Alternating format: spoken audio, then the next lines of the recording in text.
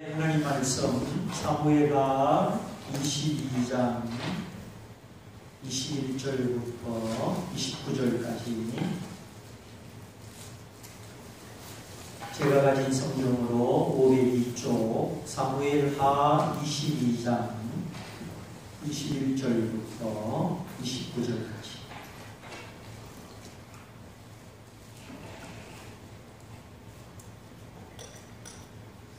찾으신 줄 알고 제가 읽어드립니다. 여호와께서 내 의를 따라 상 주시며 내 손에 깨끗함을 조차 갚으셨으니 이는 내가 여호와의 도를 지키고 악을 행하여 내 하나님을 떠나지 아니하였으며 그 모든 규례를 내 앞에 두고 그 율례를 버리지 아니하였음이로다. 내가 또 그 앞에 완전하여 스스로 지켜 죄악을 피하였나니 그러므로 여호와께서 내 의대로 그 목전에 내 깨끗한 대로 내게 갚으셨도다. 자비한 자에게는 주의 자비하심을 나타내시며 완전한 자에게는 주의 완전하심을 보이시며 깨끗한 자에게는 주의 깨끗하심을 보이시며 사특한 자에게는 주의 거스리심을 보이시리이다. 주께서 권고한 백성은 구원하시고 교만한 자를 살피사 낮추시리이다. 여호와여 주는 나의 덩굴이시니 여호와께서 나의 흑암을 밝히시리이다. 아멘.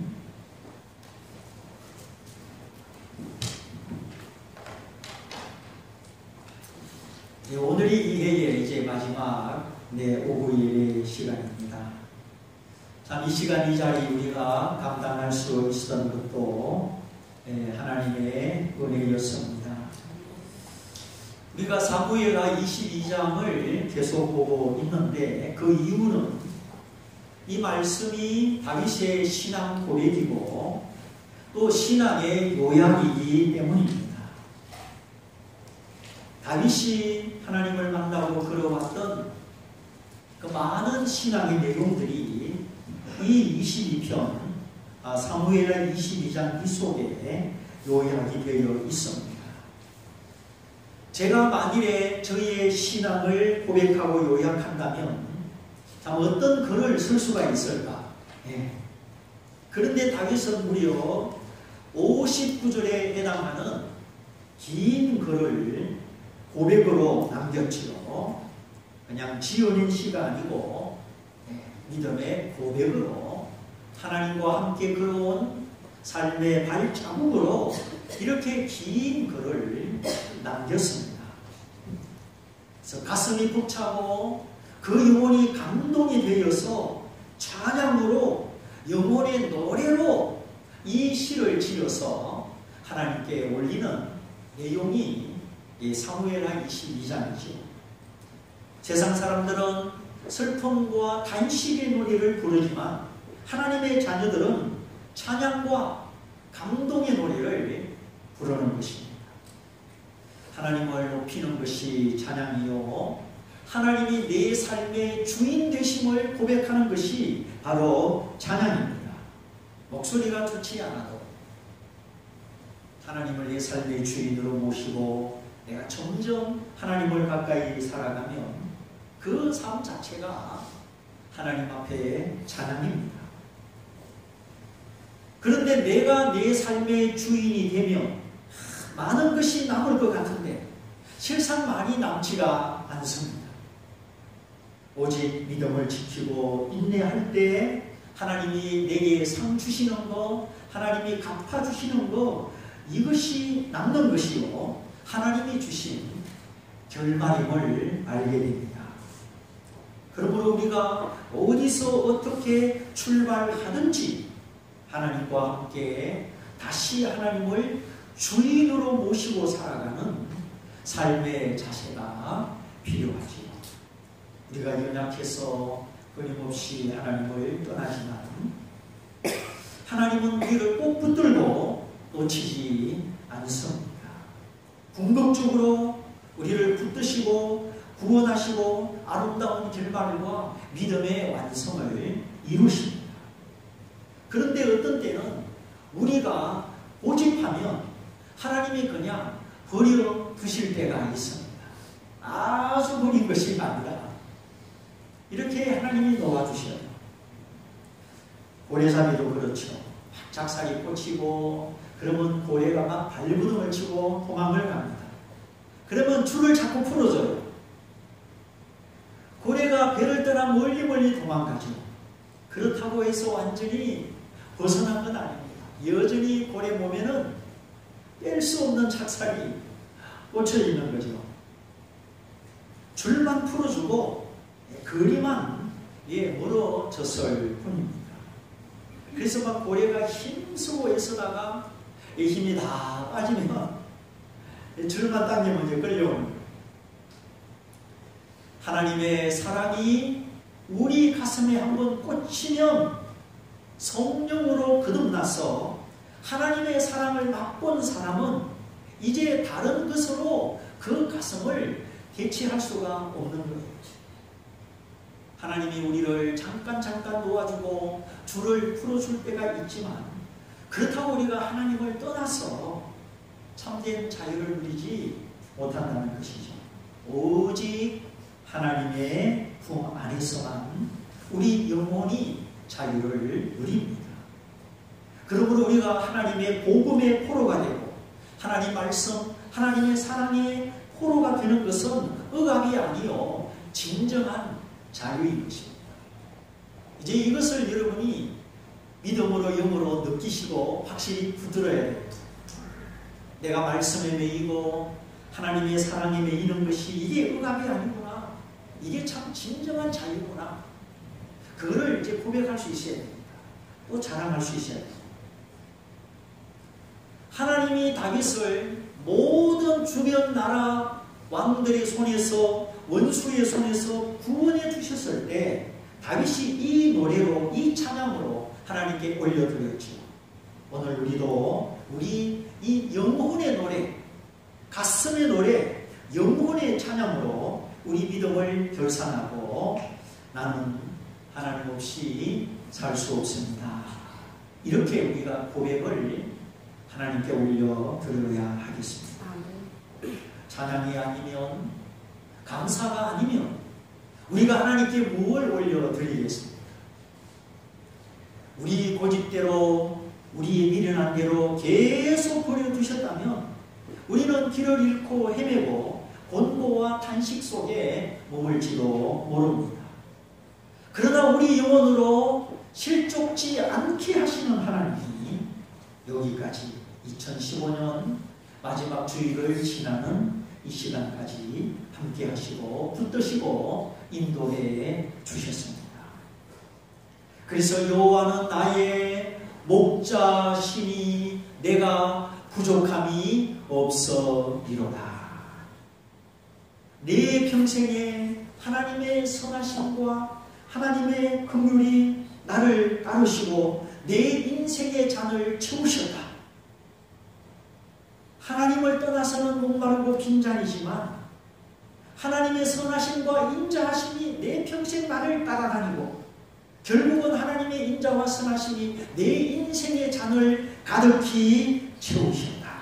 이런 고백은 하나님이 나를 버리지 않는 나의 목자이시기 때문입니다.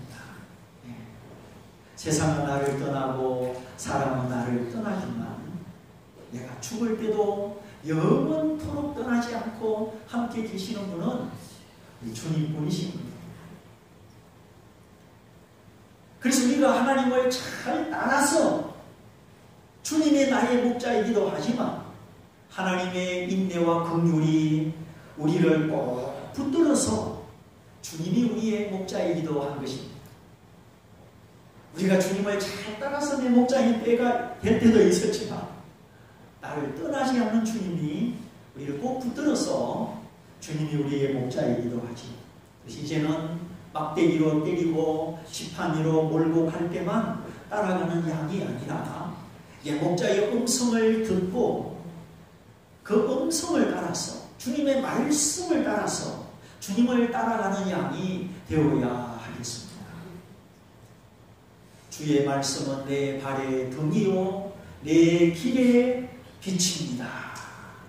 내 양은 내 음성을 듣고 나를 따르느니라.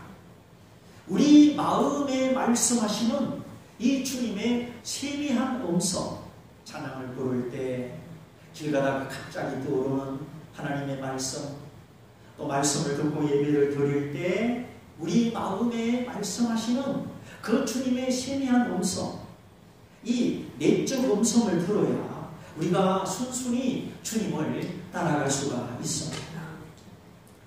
귀로 듣는 말씀, 귀로 배우는 말씀, 그 말씀이 내 안에 차고 차면, 그 말씀이 내 주인이 되면 언제부턴가 마음속에 들려지는 주님의 음성이 있습니다. 세미한 음성, 성령이 알게 하시는 지식, 성령의 감화와 감동이죠. 성령이 내 마음을 비춰주시고 내 눈을 열어주시고 내 생각을 열어주시는 은혜의 교통입니다. 그래서 하나님의 영이 나의 영에게 말씀하시고 비춰주시고 내 인생의 길을 안내해 주시는 것이죠. 성령이 나의 영으로 더불어 내가 하나님의 자녀인 것을 증거하듯이, 나는 어떻게 기도할 줄 모르지만 성령이 내 속에서 말할 수 없는 탄식으로 나와 함께 나를 위하여 기도하듯이 성령은 나의 영에게 말씀하시고 지식을 주시고 감동을 주시는 보혜사이십니다. 떠나지 않는 보혜사. 보혜사는 곁으로 부름을 받은 친구요, 곁으로 부름을 받은 동력자, 안내자죠. 이것이 바로 예수님이 우리에게 주신 선물이요, 성령의 교통입니다. 축도 중에 하나님의 은혜와 우리 주 예수 그리스도의 사랑과 성령의 교통하심, 이게 성령의 교통하심이에요. 나의 영과 하나님의 영이신 성령이 주고받고 오고받고 깨닫게 하는 교통하심입니다. 그래서 주님이 나의 목자시다, 이런 고백이 나오게 되는 겁니다. 어떻게 주님이 내 목자가 되시느냐? 우선은 내 안에 기록된 말씀, 하나님 말씀을 채우고 채워서 목자가 됩니다. 그리고 하나님의 성령이 나의 영에게 생각나게 하시고 감동을 주시고 가르쳐 주심으로 주님은 우리의 목자가 되십니다. 주님이 막 양떼를 끌고 가는 그 그림 액자가 우리 집에 걸려 있다고 주님이 내 목자 되는 거 아니에요.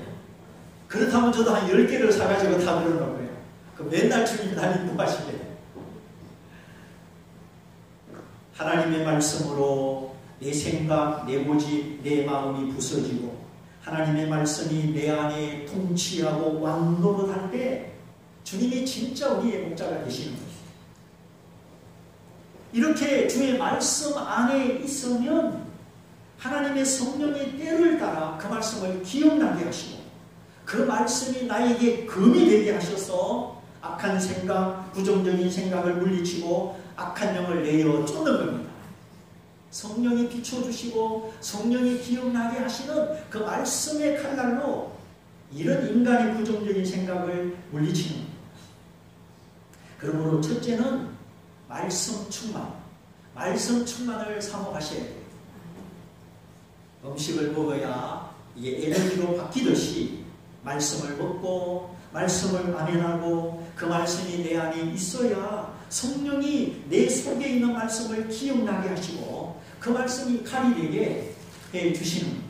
그게 바로 성령의 금이라는 겁니다. 그때 그 하나님의 말씀의 금으로 나의 혼과 영과 관절과 골수가 찔러 쪼개어지고 수술을 받는 거죠. 먼저는 혼이 수술을 받습니다.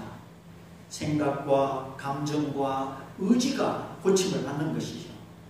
그래서 생각하는 법이 달라지고 감정 처리가 원활하고 내 의지가 하나님을 택하며 선을 택하게 되는 겁니다. 이렇게 사람의 혼, 정신이 수술을 받으면 영이 잠에서 깨어나고 영이 순수하고 민감해져서 하나님과의 교통이 쉽고 접촉이 쉽고 영적인 교제가 쉬워지는 겁니다. 그게 이제 자연스럽게 되는 거예요. 그러나 고집이 세고 미련하고 자기 주장대로 살면은 이 혼이 고침을 받지 못해서 영이 잠들어 있는 상태가 되는 거예요. 그래서 사람은 그 마음의 완악함, 마음의 미련함, 그 마음의 얽매임을 벗어버려야 되죠. 마음이 무시해갖고 마음이 녹과 같고 그렇게 마음이 두꺼우면 안 되는 겁니다. 우리 마음을 하나님 앞에 슬퍼할 줄 알고 애통할 줄 알고 가난한 마음으로 비우고 포기할 줄 알고 온유하여 하나님의 뜻을 받아들이고 의를 사모하는 하나님을 사모하는 심령이 되어야 됩니다. 이렇게 우리 마음이 쪼개어지고 수술받고 할례를 받을 때 영이 열리고 영의 감각이 성령과 교통하는 영적 감각이 주어지는 거예요. 그래서 내 양은 내 음성을 듣고 알고 나를 따른다. 주님이 내 목자가 되시는 겁니다. 순간순간 주의 말씀이 내 생각과 마음을 지켜주는 거예요. 하나님의 말씀이 치료하는 순서가 첫째는 혼이요, 그 다음은 영이요, 그 다음은 관절과 골수입니다. 먼저 정신의 수술, 영의 수술, 그리고 육체의 수술, 육체의 건강까지 따라오게 됩니다. 고민하고 근심하고 잠 못 자고 음식이 소화가 안 되고 그러면 몸도 자꾸 약해지는 거예요. 기도원에서 기도를 많이 하고 은사가 많은 분들이 계십니다. 그런데 그 마음, 그 혼을 보면은 욕심이 많고 고집이 세고 편견이 있고 그런 모습을 보게 돼요. 혼이 수술받지 못한 채 은사가 먼저 열린 거예요. 은사는 사모하는 사람에게 매달리는 사람에게 주십니다. 달라고 막 떼서면 하나님은 주셔요. 우리도 그렇잖아. 조금 전에 아이스크림 먹었는데 막 아이스크림 안 좋으면 막 뒹굴어. 그런 바가 막 이해시키다가 설득시키다가 안 돼. 아이고 아이스크림 하나 더 먹으라. 너 내 앞에서 내 먹어라. 그러고 줍니다고 말아. 좋아서 주는 게 아니야. 말이 안 통하니까 자기 감각과 욕심에 매여서 금방 먹었는데 또 달라고 하니까 아무리 설득해도 안 되니까 아유 그래 한 개 더 먹고 배 아파버리겠다. 말은 그렇게 안 해도 엄마가 속상하면 웃는 사람은 다 엄마야. 근데 우리 교회 성도들은 너무 때를 안 쓰는 것 같아. 저 닮아가지고 좀 울기도 하고 웃기도 하고 부탁도 하고 또 때도 쓰고 그래야 되는데 하여튼 우리 생각이 고쳐지고 마음이 고쳐지고 혼이 수술 받는 것은 이 말씀을 묵상하고 이 말씀 신앙으로 되는 거예요. 아무리 은사가 받고 방언 기도를 잘하고 통역을 잘하고 그래도 그 마음이 쪼개지지 아니한 그런 마음밭을 볼 수가 있어요. 그건 좀 순서가 잘못됐죠. 그래서 성경에 어떤 것을 먹으라고 했습니까? 발굽이 갈라지고 되새김질하는 것을 먹으라. 근데 돼지는 굽도 갈라지지 않고 되새김질도 하지 않습니다. 그냥 욕심으로 취하기가 바쁘죠. 굽이 갈라졌다. 이거는 마음을 찢어서 애통하면서 회개할 줄 안다는 겁니다. 굽이 갈라졌다는 것은 한마디로 회개의 상징입니다. 그리고 되새김질한다. 소나 양은 위가 모두 몇 개입니까? 4개지요. 그래서 음식을 먹고 그 위를 움직이 돌아다니면서 계속 음식을 씹고 되새김질을 합니다. 이거는 하나님 말씀을 묵상하고 반추하고 자신에게 적용하는 묵상의 상징입니다. 발굽이 갈라진 것은 회개의 상징이요, 되새김질하는 것은 하나님 말씀을 자꾸 자기 마음에 비춰보고 자기 삶에 비춰보고 그 말씀 앞에 자기를 고치는 묵상의 상징이에요. 자기 혼자 기분 좋았다 나빴다 그게 아니고 말씀 앞에서 자기를 돌아보고 묵상하는 겁니다. 그러니까 자신을 회개하고 말씀을 묵상하여 말씀으로 자신을 이 고치는 사람을 먹으라. 먹는다는 것은 교제한다, 대화한다, 친구 삼는다 그런 뜻이죠. 그래서 말씀에 지혜가 있는 사람, 그런 사람을 자꾸 가까이 해야 되는 겁니다. 그러므로 회개할 줄 알고 말씀을 가까이, 말씀으로 자신을 고치는 사람을 친구하면 나도 그렇게 되고 나도 유익을 얻게 되죠. 그러나 그렇지 않은 사람, 굽도 갈라지지 않고 되새김질하지 않는 사람을 가까이 친구하면 우리가 영적으로 손해를 보게 됩니다. 그 사람의 생각과 그 사람의 사고방식과 가치관이 자꾸 내게 이렇게 오니까 혼의 물결이 자꾸 와요. 그러므로 내가 정말 편하려고 하면 어떻게 하든지 내 주변 사람들을 영적인 사람으로 만들어야 됩니다. 그 일이 힘들다고 포기하면 내 영혼이 자꾸 힘을 잃고 황폐해져요. 자, 자식도 안 낳고 젖도 안 먹이고 양육을 안 하면 처녀는 편안합니다. 어디 메인 데도 없어요. 결혼하지 아니한 처녀는 딱 할 일만 하고 시간이 많습니다. 그래 퇴근하고 집에 가면 강아지를 키우든지 아니면 유혹이 많아요.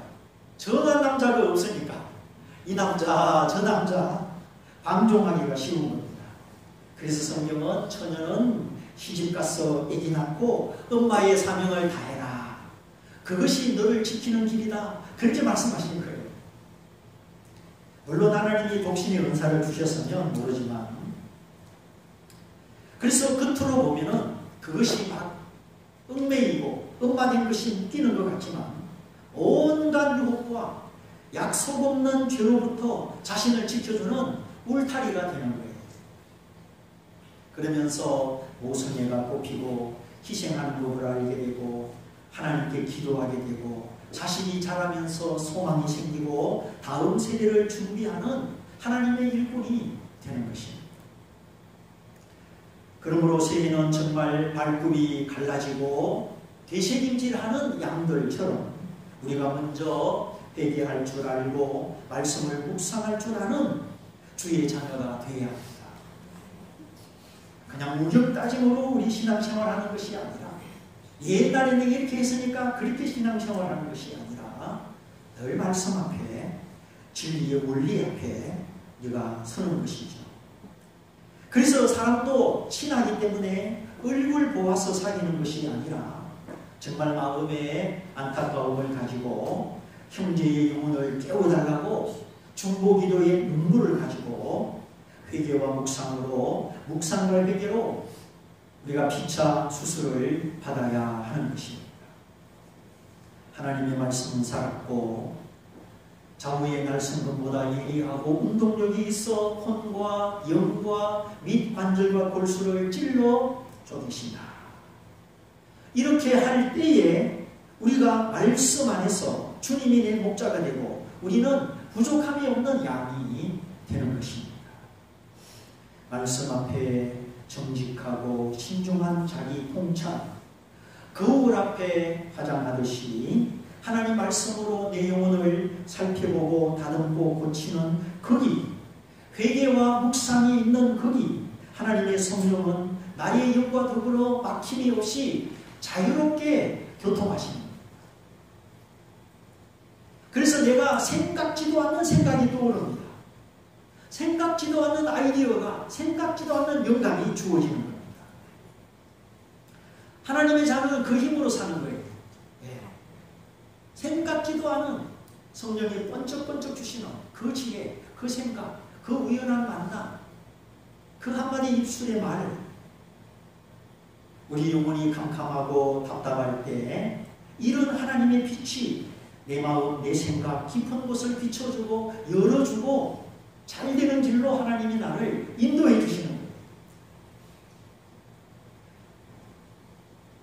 점점 하나님의 말씀이 비춰올 때, 주님의 음성이 들려올 때마다 내 모습을 보게 하시고 이제 우리가 주님 앞에 벌거벗은 듯이 드러나는 거예요. 아, 하나님 앞에 내 모습이 이렇구나. 내가 이렇게 누더기 옷을 걸치고 있구나. 하나님 앞에 아무 자랑도 아무 내세울 것도 없는 모습을 보고 이제 대제사장 되신 예수님 앞에 엎드리면서 나가는 겁니다. 주님 앞에 내 모습을 보는 사람은 고개를 들 것이 없습니다. 대제사장 되신 그리스도 앞에 오직 엎드리면서 나가는 것뿐이지. 그래서 히브리서 4장 마지막 절에 긍휼히 여겨주심을 바라고 때를 따라 돕는 은혜를 얻기 위하여 은혜의 보좌 앞에 나아갈지니라. 그 말씀이 하나님의 말씀의 금으로 수술받은 다음에 그 말씀이 따라 나오는 거예요. 말씀의 금으로 수술을 안 받으면 내가 하나님께 불쌍히 여김을 받을 게 뭐가 있냐, 이렇게 되는 겁니다. 때를 따라 나를 도와주시는 하나님의 은혜가 그렇게 절실히 필요하지 않은 겁니다. 그냥 습관대로 형식대로 살아가는 거예요. 내 모습을 발견하고 내 모습이 비추어질 때 뒤로 물러나는 것이 아니라, 또한 자기를 감추는 것이 아니라, 주님의 보혈이 나를 위하여 있으니, 대제사장 예수 그리스도 나를 위하여 피 흘리셨으니 심판의 보좌가 아니요 정죄의 보좌가 아니라 은혜의 보좌다. 은혜의 보좌란 말은 은혜 베푸시는 보좌다, 그런 뜻입니다. 나를 위하여 은혜 베푸시는 보좌 앞에 내가 예수를 처음 믿었을 때에도 그 보좌는 은혜의 보좌예요. 항상 은혜의 보좌이니 나를 불쌍히 여겨주시도록, 또 내가 연약할 때, 내가 부끄러울 때 때를 따라, 내 영혼의 사정 때를 따라 돕는 은혜를 얻기 위하여 그 보좌 앞에 담대히 나아가야 되는 것입니다.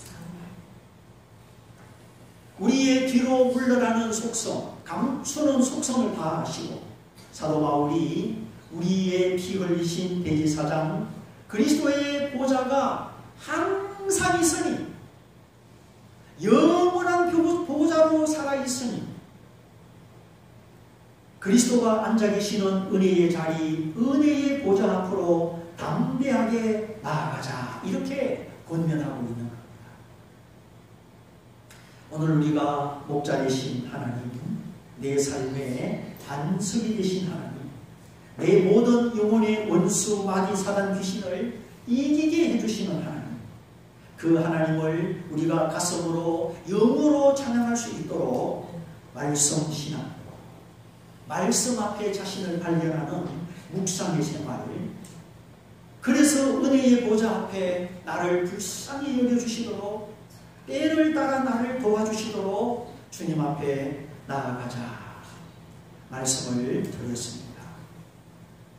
왜냐하면 다윗이 오늘 이 찬송을 올려드리기까지 이런 성리의 찬송만 있는 것이 아니라 다윗의 시를 보면 많은 묵상과 애통과 눈물의 시련이 있었기 때문입니다. 시편 전체에 흘러가는 다윗의 시편, 어떤 때는 승리와 환호, 어떤 때는 억압과 슬픔, 어떤 때는 분노와 회개, 그의 영혼의 그 내면의 다양한 상태를 시편이 보여주고 있습니다. 드라마보다도 더 진솔하게 그 많은 눈물, 기도, 분노, 회개, 이런 믿음의 시간을 통하여 다윗은 인내를 배우고 하나님과 보조를 맞추는 법을 배우고 마침내 하나님이 내 의를 따라 상 주시고 내 손의 깨끗함을 따라 갚아주셨다, 이렇게 고백하고 있는 것입니다. 사울 왕은 불의의 홍수를 다윗에게 보내고 음부와 사망의 줄로 다윗을 추격하였지만 다윗은 대적하지 않고 하나님께 부르짖고 하나님은 그 부르짖음을 듣고 다윗을 지켜주신 것입니다. 그래서 다윗이 오늘 하나님이 내게 상 주시고 갚으셨다, 이런 과거형으로 기록하고 있습니다.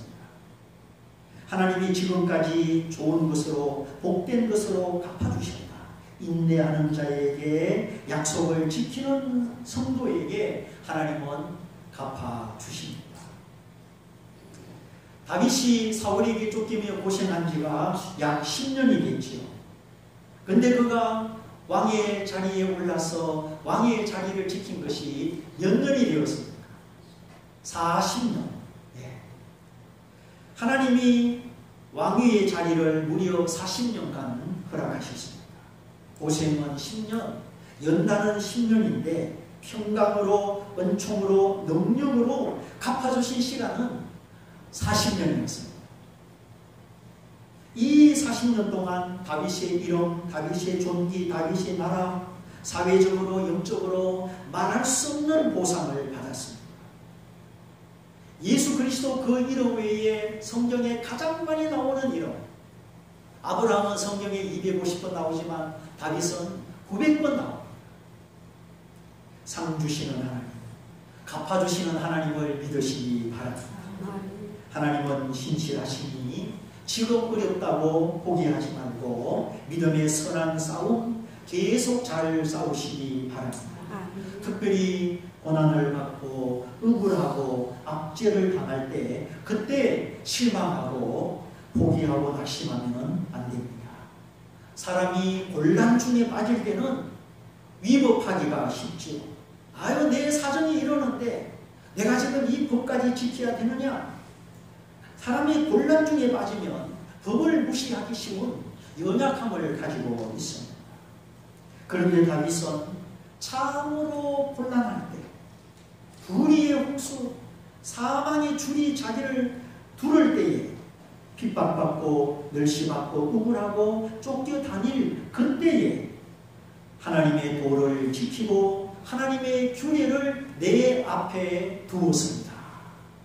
이것이 하나님 보시기에 하나님 마음에 합한 다윗의 중심이요, 신앙의 아름다움이요, 변함없이 신실한 모습이지요.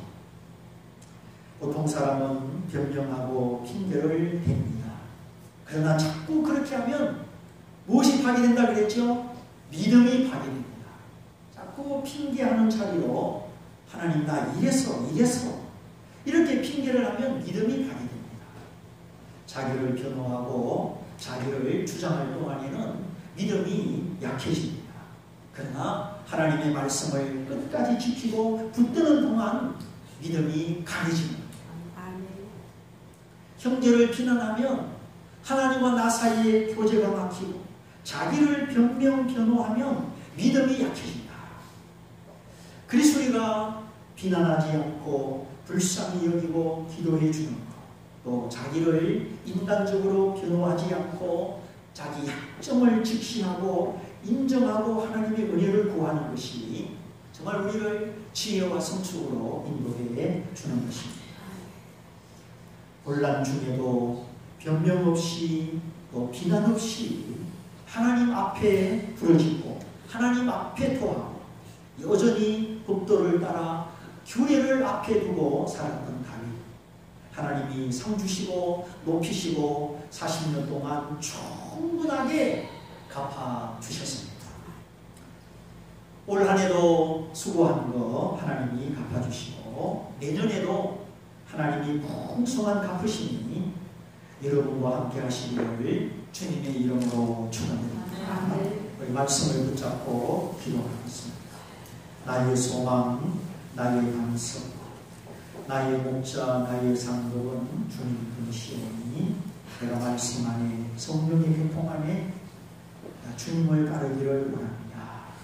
우리 말씀을 붙잡고 같이 기도하겠습니다. 할렐루야.